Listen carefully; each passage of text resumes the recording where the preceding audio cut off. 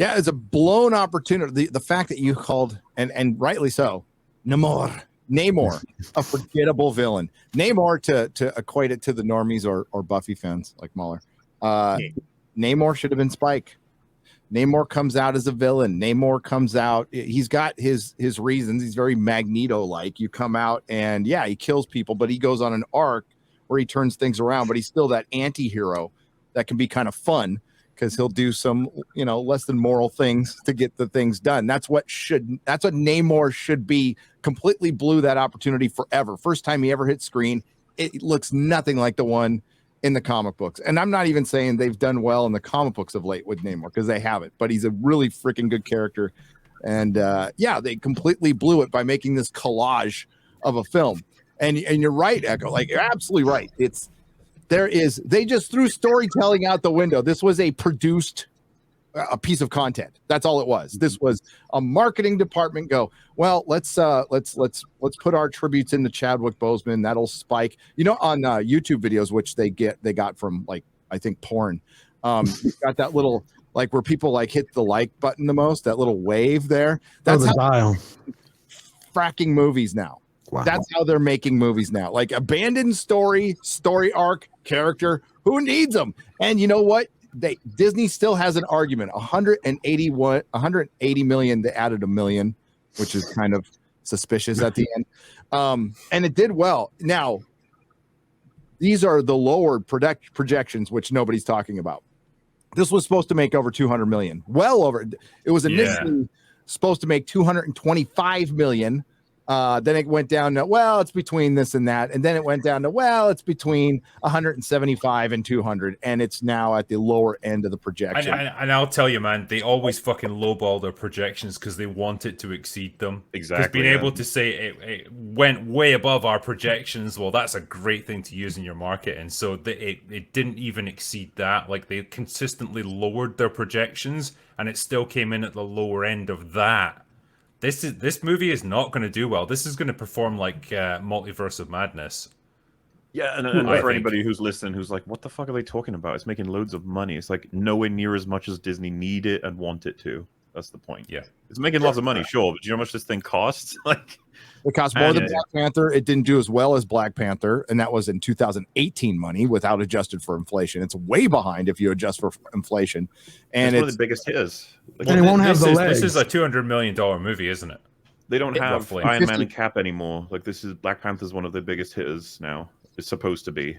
He needs to carry. Well, I say he. Obviously, it's now her. She needs to carry it, I guess. Because to double back on what you were saying, then Gary, it's like, oh, what a waste for Namor. It's like, what a waste for every character in this universe. What an absolute waste. Well, for Shuri, it's been fantastic because she was just an annoying fucking sidekick before now. And, like, suddenly she's like fucking main eventer. It's like, yeah, you did not deserve this shit at all.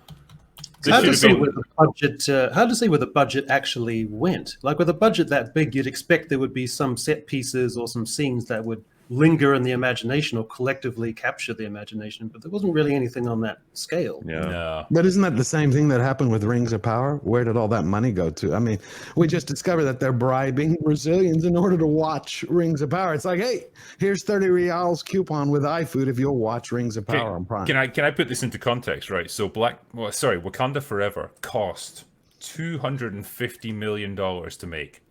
So they probably quarter of $1 billion to you and me. Yep. So they probably spent the same amount in marketing because that's generally the rule of thumb. So you're talking 500 million total that they have spent on this movie. They are going to get about 50% of the gate receipts for this. That's Disney's general deal, isn't it? Maybe like 55% because they get a slightly better percentage. So they're going to have to make close to $1 billion out of this to turn a profit.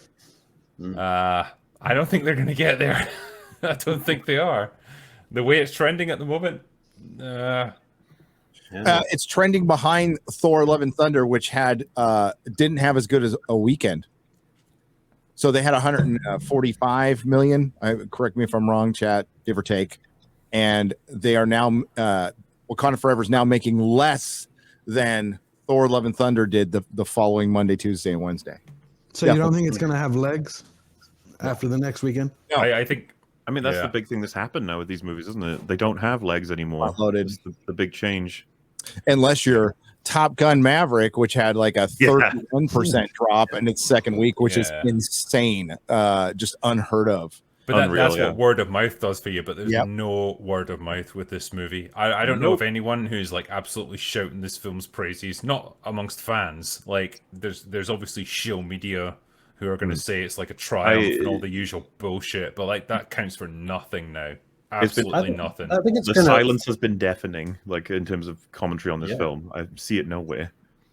I think it's going to fade pretty quickly from the public consciousness. And I think one thing which is always a good tell is that there has been virtually no chatter about like a third film. Normally, hot on the heels of something which is a success, you'd already have that chatter going about it, but that doesn't seem to be there. So that's always a tell. Yeah. Yeah, as a matter of fact, one producer came out and said, "We're not sure. We got to see how it does." So that's your we're not sure. I think they recast them and they try it again. I think that's ultimately what will happen. But no, it's if it's trending behind Thor: Love and Thunder, and the worst crime in this film, boring as hell. And you can't Very be boring, yeah. boring. Yeah. Like Doctor Strange, Multiverse of Madness was a mess. I hated it. But you could argue at least like a bunch of shit was happening on screen. Lots of Yeah, colors flying around. there was entertaining stuff to look at. Yeah, it doesn't even have that, and it's long. It's really fucking long. Oh, Two yeah. hours, 2 2 minutes, hours yeah. and what, 2 hours and 45 minutes. Dude, Yeah. I felt fucking haunted when Mel told me that. I was like, no, I don't have to be in the cinema for that long. God damn I it. said this in my review, and I kid you not, when Namor was given his backstory, I went out to the bathroom and took a shit and came back, and like it was still going. Like the backstory flashback thing was still going after I that. legit was like, what the fuck does this have to do with you killing the scientist? Get on with it. Like, I don't like, why explain your whole life story? Jesus.